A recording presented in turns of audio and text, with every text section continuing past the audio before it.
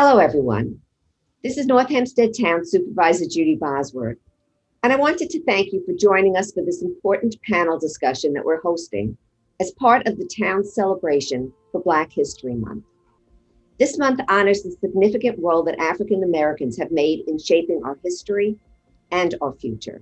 Today's discussion will focus on the 2021 Black History Month theme, Black Family, Representation, Identity, and Diversity.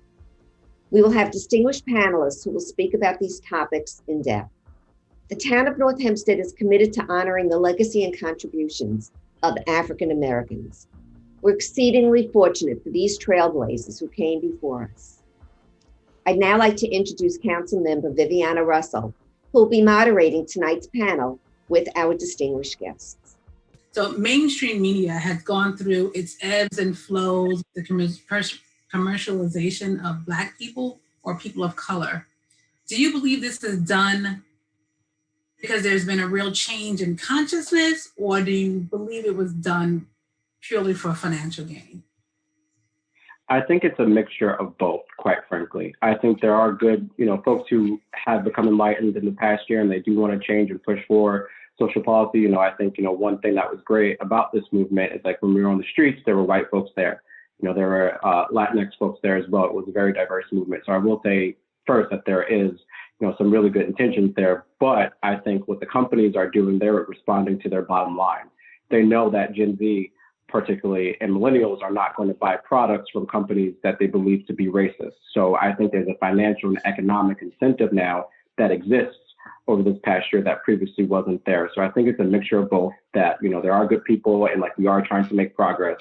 But let's not, forget the fact that, this is driven based on a capitalist society, and economics is always a part of it. So if Nike knows that if they, are sponsoring someone who's actively racist, they're going to lose their sales in their shoes, they're going to fire that racist person and put out a statement.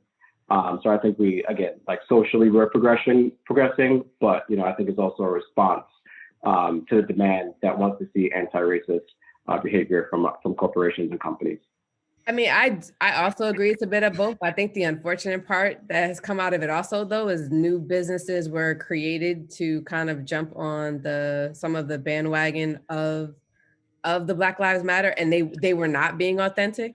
They were misrepresenting themselves as a Black-owned business, on social media and different channels, because they knew that there was definitely a push for more folks to try to support Black-owned businesses, particularly locally and as they were shopping. So I think some of that, there was some exploitation of the movement also for financial gain. But I do agree with Marvin that I think some of what you saw from some corporations was, them being authentic and not completely being about the bottom line. But there were clearly lists that went around, even here on Long Island, of places do not patronize, because they had made statements on social media or in some sort of forum.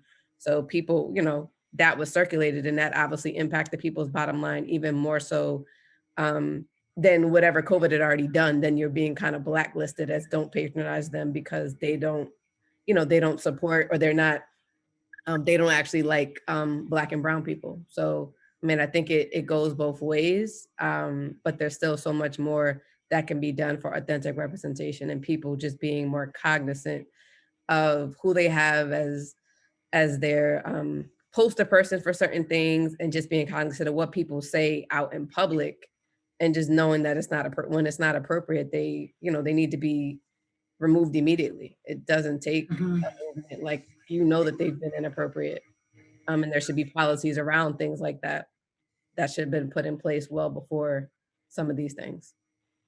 And just to add quickly to what Eric has said, many of these companies that put out a statement, or a tweet, if you look at the board, they didn't have a Black person. If you look at their senior level executives, talking about Fortune 500 companies, they didn't have a Black person as an executive. So I think, though it's great to put out a statement, that's the bare minimum that one can do to be anti-racist. I implore, us to look past statements and look beyond the surface level and look at who they're hiring.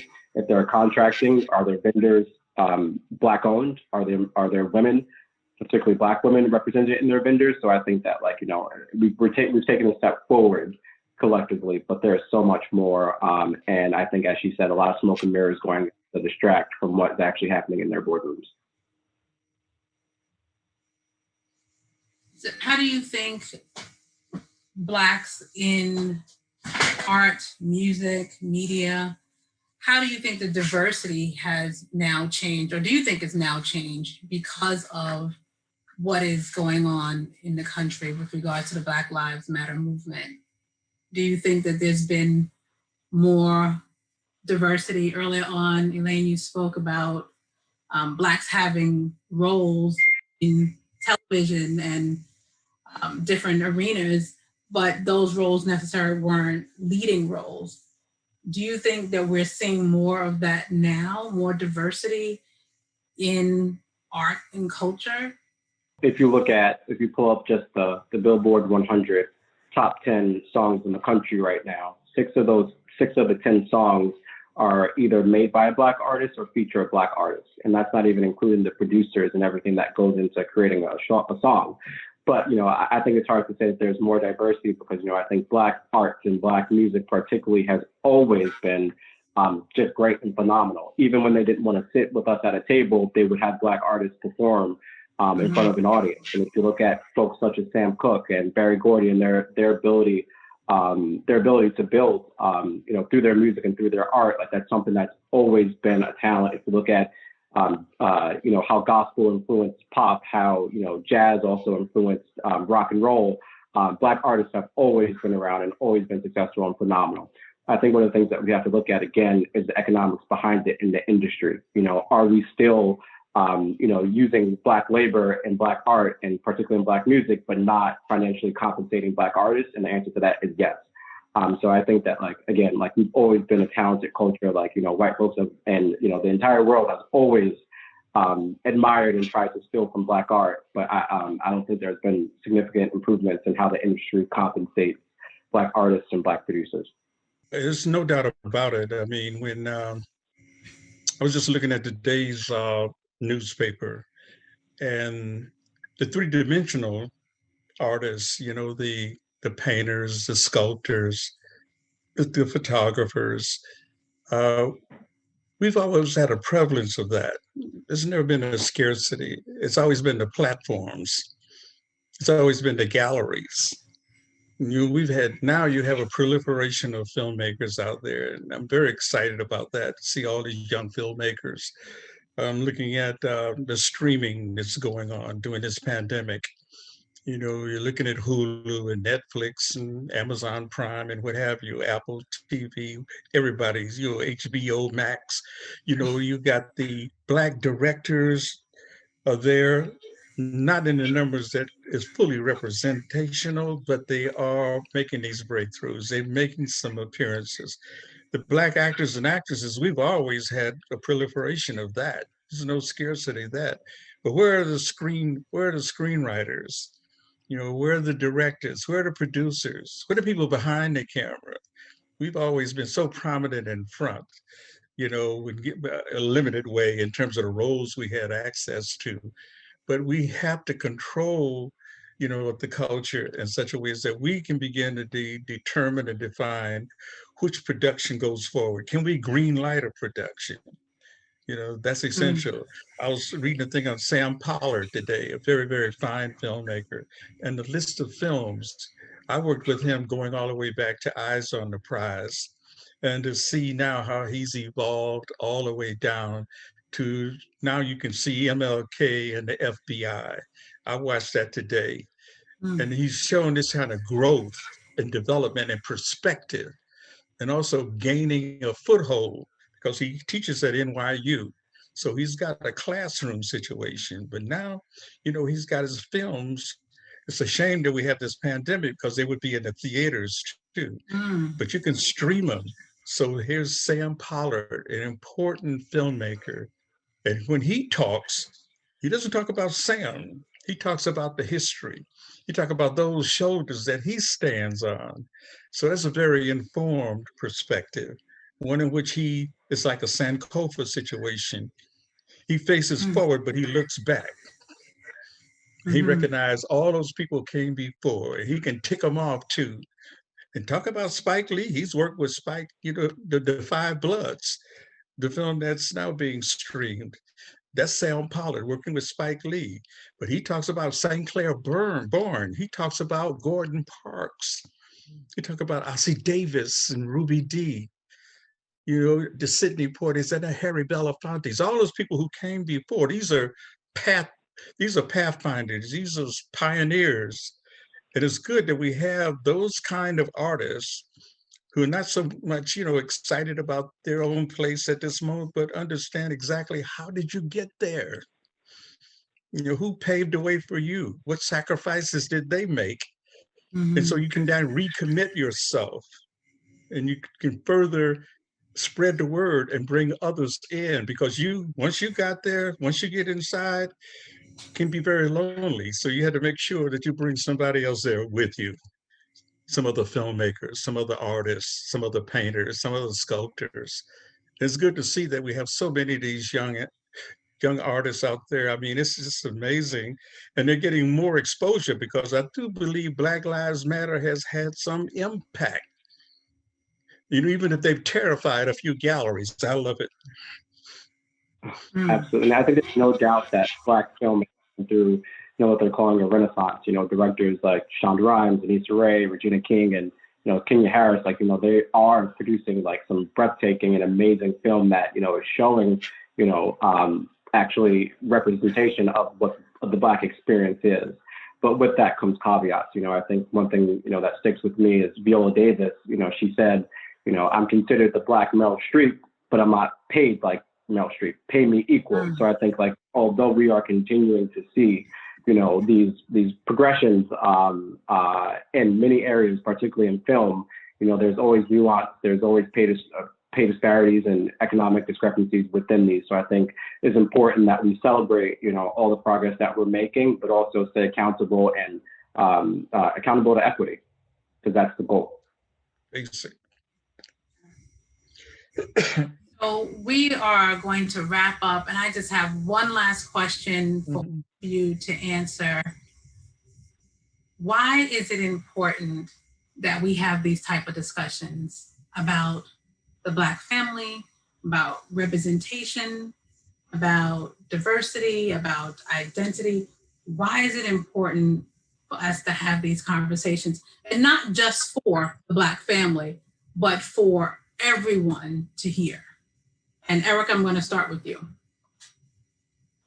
I think if we haven't learned anything else from the pandemic, these conversations become kind of a springboard to other potential policies, collaborations, some people's change of thought and perspective, because more people are tuning into digital media for new content and information. I think it allows us to have a platform to speak very freely and openly about the things that are most important to help to drive the change. I believe in order to be part of the change you want to see is to be a part of these dialogues to help drive that change. So I think it's incredibly important, and for it to be happening, all year round, to continue to keep it at the forefront while we're trying to make the changes we need to see in these places of decision making, both locally and at the Capitol. No doubt about it, Eric. I mean, I think one of the things that is absolutely essential is political consciousness. Understanding the past. We've talked a little bit about Black history and Black studies, how you begin to inculcate and be informed by your history and struggle. For me, activism is absolutely crucial. That's where you begin to have a cause and an interest. When you get involved in the political process, you look at the whole voter suppression situation. Well, a lot of our people don't understand the kind of the intricacies of what goes on in terms of suppression. So that's where the teachers and the activists are so important. That's why I feel that Black Lives Matter is a continuation. We have to see everything in a continuity. We have to see how it moves from one generation to another, how we begin to inform, an understanding of where we are as a people. Essentially, we struggle where we are. You understand exactly, the prospects, what are some of the obstacles, what are those formidable things that, are blocking you from opportunity and possibility, because nothing can stop the Black imagination. Nothing can stop our creative genius. And we have to have that kind of creative insight and interrogate that, keep interrogating it in such a way as that we take a deep dive into our history and culture. So our young people are kind of given that understanding and preparation that possibly we didn't get. So they can take it another step, advance it a little bit further politically, socially, economically, and certainly psychologically and spiritually. Thank you. Elaine? Gee, I think if we don't have the conversation, we have to assume that if we don't have the conversation, maybe it won't happen. And so there's really an obligation to, because we're all going to learn from it, and some other people will learn.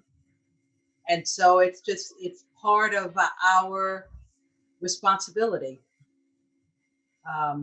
to make sure that we're having the conversation is like the minimum. Mm-hmm. We have to at least do that. We have to do a lot more than that. But the more won't come if there isn't the sort of clarity and the movement that happens when you're in dialogue with other people. It's hard to be exactly where you are when you start once you've had a dialogue with people. Yes. Not exactly where you are. There's some movement. There's something that's different from the exchange. And so unless we want to be stuck, we've got to have the conversation. Awesome. Thank you. And Marv? Absolutely. Well, first, I want to thank you, Councilwoman, for bringing us together, and the amazing staff at the Town of North Hempstead for facilitating this. But as previously stated, knowledge is power, and this is a foundational sort of exercise in making sure that these thoughts, and I think every single panelist here has a unique experience and unique knowledge set, and to share that with the public empowers us to build a more equitable society. So I think these conversations, as Elaine said, are bare minimum, but they're essential to build those foundation blocks so that we can have collaboration, so that we can have progress and change. And I'm hopeful from this past year of what we've seen, from the conversations and from the movements. And I think we're just beginning to see what that will produce. Well, thank you all. And so I'm just going to end with a challenge for all of you that are on this call, participating as panelists, and for those that are going to be viewing this. And I'm just going to steal this from you, Elaine, that I challenge you to not be where you are when you first started listening to this panel.